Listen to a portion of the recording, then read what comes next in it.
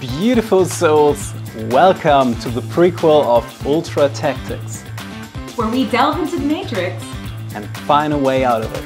I'm JK Ultra. And I'm Tim Tactics.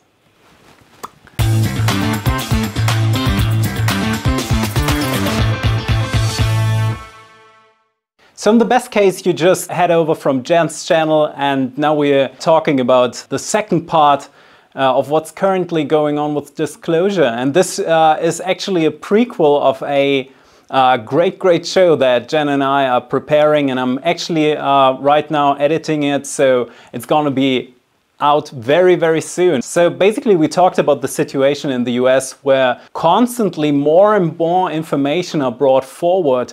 But actually, if you're European, maybe German, then you know that more or less most of the information, if you do not follow us, please follow us so you get all the information, but you will see that more and more of the information is not being transported into Europe.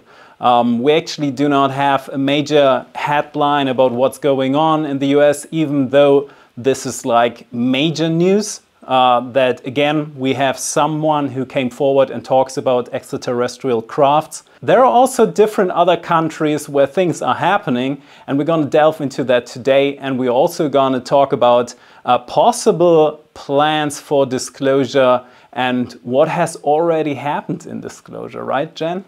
Yeah, so I'm excited to hear what some of the different agendas are that have kind of circulated over the years, because clearly they have chosen one. And one of the other big agendas that the general public is aware of, and you know this if you look at the comment section of any of these news stories or videos about what's going on in the US right now, everyone's talking about Project Bluebeam. So the general public knows of that one disclosure agenda. So I would like to hear about more agendas that were actually talked about. And also, I really want to hear about this Chinese UFO story that no one heard about outside of China except for you. Yeah, let's talk about that. So basically what we've seen on the US side is the Pentagon released files and videos. People in the Pentagon released video footage of UAPs. They talked about it. We also had, you know, the UFO topic appearing when people were talking about weather balloons. All this is like creeping into mainstream media more and more. We do not see that yet in Germany and in Europe as much as we see it in the US. But there are other countries that, you know, delve into the topic of disclosure. And these, of course, are, for example, China and Russia. Both countries are pretty much isolated when it comes to media, actually. And we see, you know, very similar stories in some kind of way. So right about the time when the weather balloon story published in the US, I also had someone from China talking to me that they published a story about a UFO crash in China, that the Chinese actually shot down a UFO that was, you know, reported in Chinese media. And these are stories, if you do not hear them from Jen or from me, you will not get, actually, because most people do not speak Chinese. And actually, if you look into that, we have internet blockages, media blockages, where people cannot access certain information coming from certain countries. So that's basically one of the stories that, you know, should be in every newspaper. And the Grush story should be in every German newspaper, but which is not. David Grush did an interview in, well, for a French paper. And he actually gave more information to the French paper than he did to the US media, because in the French paper, he basically said that they're interdimensional. And I don't know if that's a translation thing when it was published from English into French, and then it translated back to English for me to see. But it's interesting that it's not really being spread around Europe, because Grush did that interview there, and they talked about in that interview specifically about in 1933, these documents that he showed the paper about Mussolini finding a UFO and basically his men being freaked out about it. And it was like some declassified document. So I find that very interesting too, that he has given interviews in Europe, but that the information is not really circulating there. Right, see, I didn't know that. So if you actually have the original article in French, I can read it, and I'm pretty excited to read it actually. If we have people in the community who come from France, just drop us a message and tell us what's happening there, because obviously I'm in Central Europe, so I get, you know, certain information, and people in other countries get different information. And that is part of the disclosure topic, which we're going to talk about today. Actually, about 2015, we had a not one, but many roundtable meetings, a start of a series of roundtable meetings with a lot of the power players on Earth, like military branches, different countries, leaders, and different corporations too, and think tanks, and even, you know, very influential people that, you know, are mostly in the background. They too have sent their people to these meetings. So this is about 2015, so it's quite, you know, quite some time ago. People talked about how can we actually bring disclosure to the population, and there are some, you know, some challenges to that topic. Not only the disclosure topic in general, but also the relationship between all these power brokers too. So they came up with the idea, which is probably the right way to do it, to only bring information to a certain degree to different target groups in different ways and specific to each country. So can I ask you about the target groups before you go on? How do they determine these target groups? Oh, there are different demographics. There's a specific group of people that is incomparable to the mainstream. Like you have a huge portion of the population who have no idea or had no idea what's going on, and they were basically you know, sticking to their information from the mainstream media and not believing that there could be any other intelligent creature in the whole existence of the whole universe, in the vast infinite cosmos. But there's also like target groups, specific target groups that know much more, like for example people that, you know, follow us or watch Gaia or whatever. These people, you know, are informed. Then you have also people interesting for recruitment processes. So basically like specialized people that have a need to know in the upcoming time in order to be recruited for certain missions. So basically, look, if you have like an open system situation where we deal with other planets, then you need very specialized personnel. And the recruitment process was very, you know, difficult back in my time. So basically what we now have is a situation where we have space forces around the world. We do have a space force in Germany. People don't know that because it didn't make news headlines. We do have these in Russia. We do have these in the United Kingdom. We do have them famously in the US because, you know, Donald Trump signed his bill. But this is the case. These are different target groups. We have religious people from different other countries. We have traditional people that might have a cultural background that is opposing the ET scenario a lot. So the countries take care that their population knows about what's going on in the world. You talked about how some of these things are coming forward, like insiders, witnesses, whistleblowers are going to places like, say, Gaia or some of these other things where it's easy for them to get this information to target groups. So that's one method that they're using, which is, you know, having people come forward and share their experience. We would also assume, based on history, that there's also more covert ways of targeting these target groups, right? Sometimes it's not always going to be someone who comes out and admits what their job is. It could also be people that kind of infiltrate these groups and give information or lead people to information that way too, right? Oh yeah, 100%. Especially for, you know, these people that are called independent field operators, like I'm, for example. It's not like you're officially called to do things, but there are kind of hints that you get that it's now time to do certain things.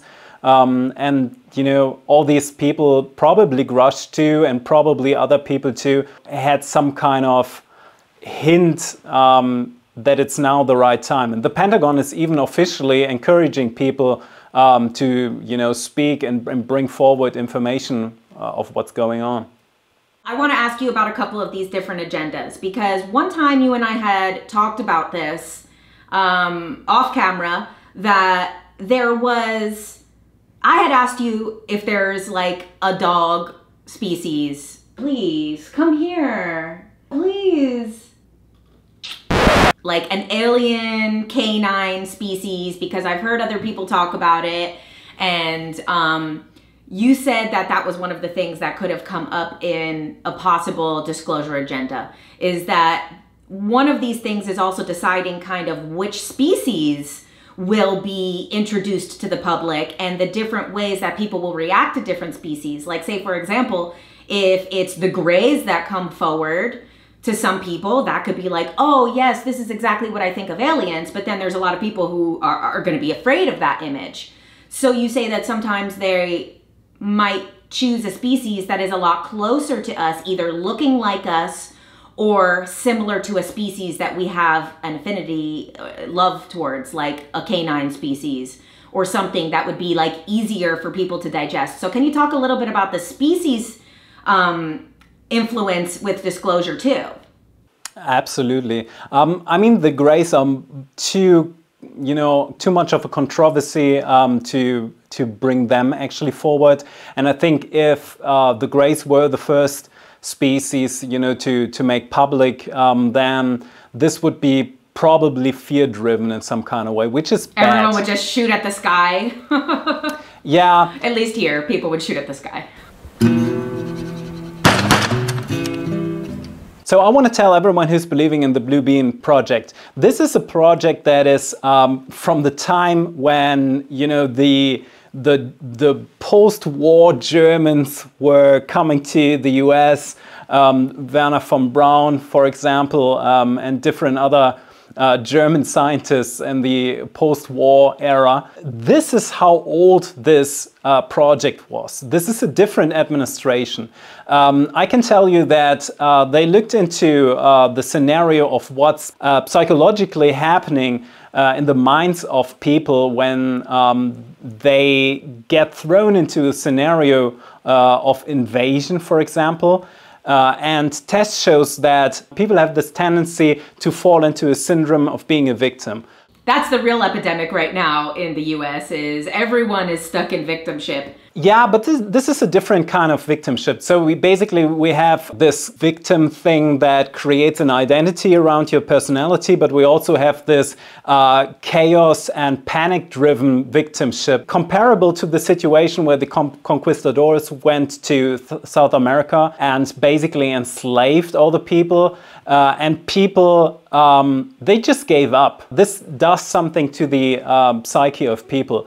And you cannot actually, you don't actually want that. So if you want to have, you know, a controllable society, then you need to have some predictable parameters. And if you have people in panic, then this is creating a very unstable thing. And the second thing is, this is not known in the 1950s, but we know it now, that quantum explosions can occur when people, you know, hit a certain break of realities, and that can affect the whole, not only the timeline, but the whole planet and everyone in the collective.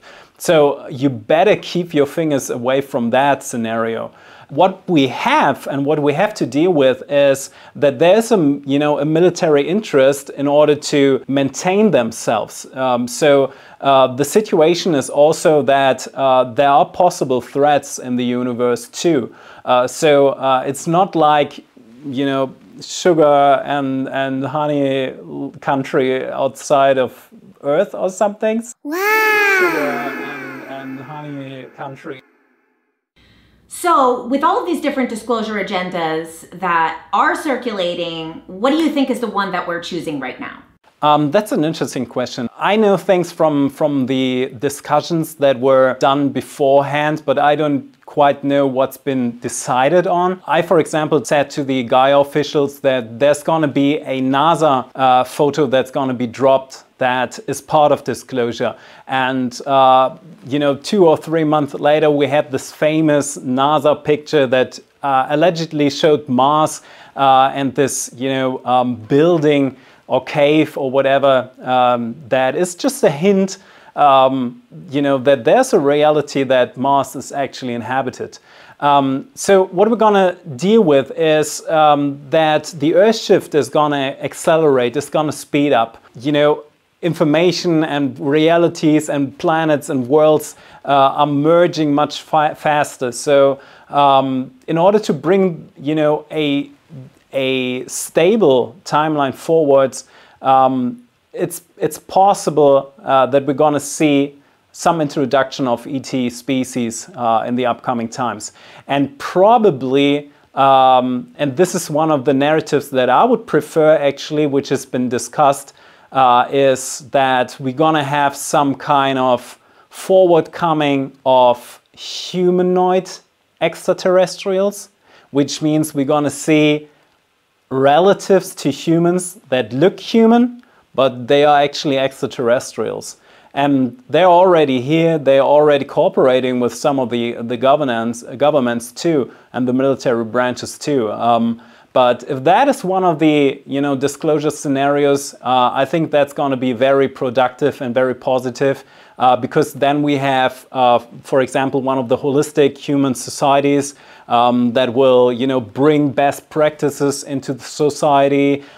They might make us aware of certain, you know, negative and potentially dangerous species out there, and we accelerate our development due to that contact. But we're also not scared because you know, there's something in the human brain that makes you feel comfortable if something looks quite familiar. That's also my personal belief about like things like the Pleiadians. Personally, I don't believe that they actually look like that. I think that they just present themselves to look like us, and as a very specific type of visually acceptable type of human look, which is probably not how they actually look on their planet or wherever they are. So another thing that I've heard as far as like a species coming forward from multiple channelers has been that probably the first ones that are going to be here in the physical are hybrids, are the gray human hybrids, but the ones that still look very human. Yeah, I want to say who's the very first extraterrestrial life form that we're going to see, because we've already seen it, and that's AI actually. We've been looking into the cases for intelligent life forms for so long, and right in front of our eyes we see the upcoming of a very intelligent life form amongst us, and that is actually AI. But yes, I absolutely think that you're right about the hybrid situation, that this is something that's going to come up too. And that ties in perfectly with everything that's coming up this season on Ultra Tactics, that they're going to have to wait for those episodes to come out to hear more about AI, more about the hybrids, more about Disney, more about technology, and more about Jen and I. Again, make sure it's only one click, it's free. Join our community, be updated, be on top of what's happening in the world, and it's also very entertaining. So follow both our channels. And I'm super excited to see the new season. I'm currently editing it and it's going to release soon.